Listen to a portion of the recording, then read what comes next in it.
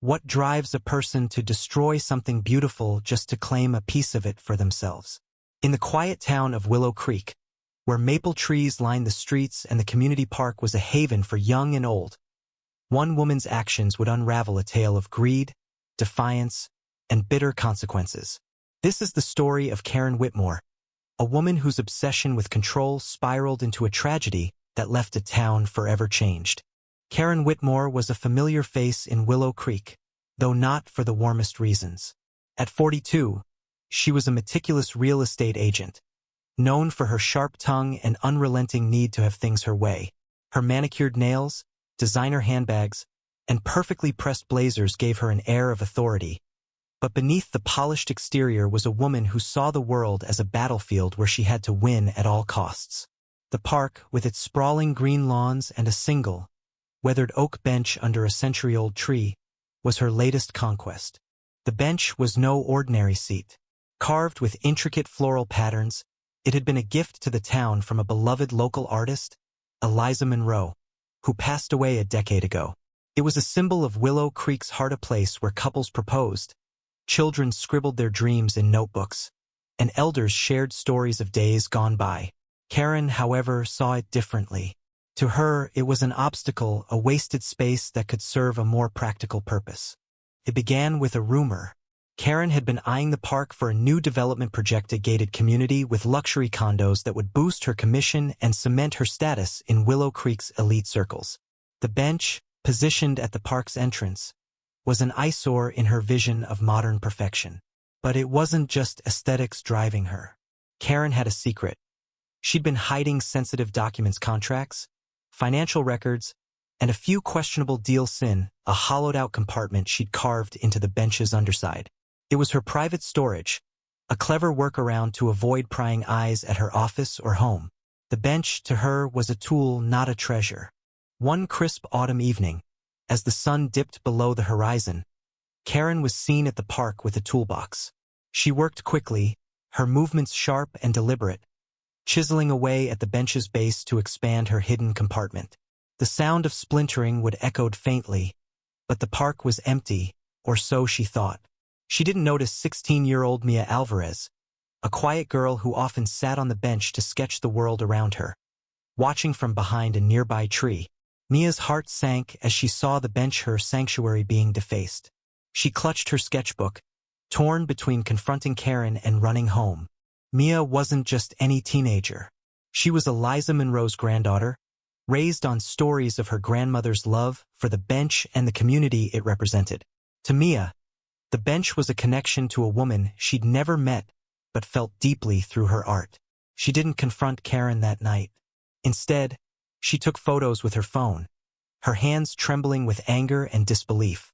The next morning, she showed the pictures to her father, Javier, a soft-spoken librarian who had inherited Eliza's passion for preserving Willow Creek's history. Javier was devastated but resolute. He took Mia's evidence to the town council, where the news spread like wildfire. The community was outraged. How could someone desecrate a symbol of their town's soul? The council filed a lawsuit against Karen, charging her with vandalism and destruction of public property. The legal battle that followed was unlike anything Willow Creek had seen. Karen, ever defiant, hired a high-powered attorney, claiming the bench was just wood, and her modifications were minor improvements. She argued that the park needed modernizing and that her vision for progress was worth more than sentimental attachments. The courtroom was packed. Townsfolk filled the seats, their faces a mix of anger and sorrow. Mia sat in the front row, her sketchbook open to a drawing of the bench in its former glory, a silent protest against Karen's arrogance. Javier testified about the bench's history, his voice steady but heavy with emotion. He spoke of his mother, Eliza, and how the bench was her gift to a town that had given her so much. The crowd murmured in agreement, some wiping away tears. Then came the twist no one expected.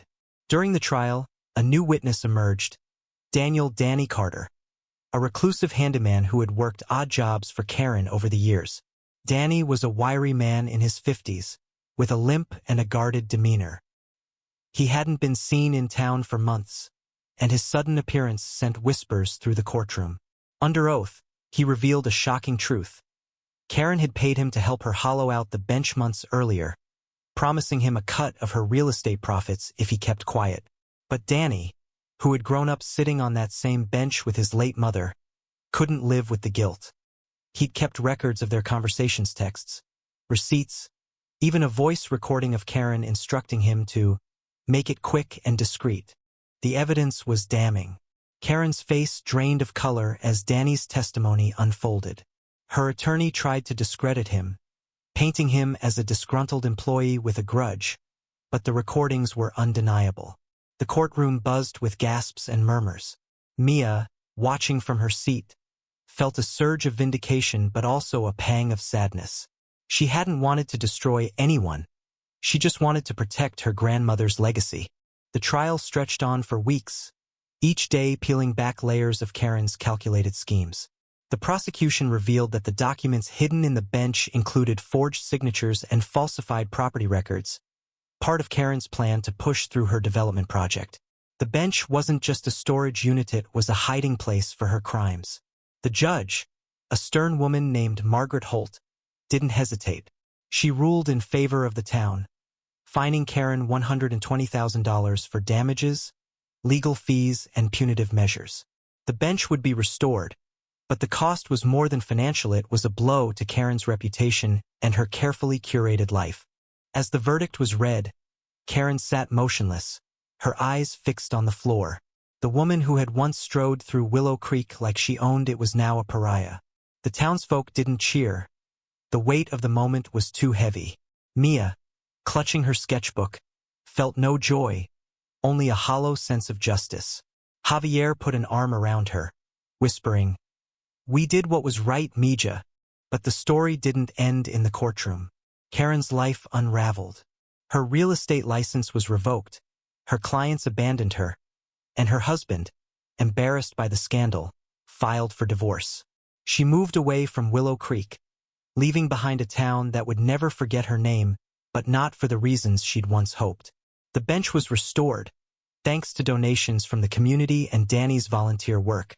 He carved new floral patterns, his hands steady despite his limp, as if pouring his own redemption into the wood. Mia visited the bench often, sketching under the oak tree as she had before. One day, she found a small note tucked into a crevice of the restored bench. It was from Danny, written in shaky handwriting, "I'm sorry. I hope this makes it right." She kept the note in her sketchbook, a reminder that even those who stray can find their way back. The park remained a haven, but the scar of Karen's actions lingered. The townsfolk spoke of her in hushed tones, a cautionary tale of what happens when greed overshadows community. The bench, though restored, bore faint marks of its wounds, a testament to its survival. And Mia, now a young woman with dreams of becoming an artist like her grandmother, vowed to protect the park's spirit, no matter the cost.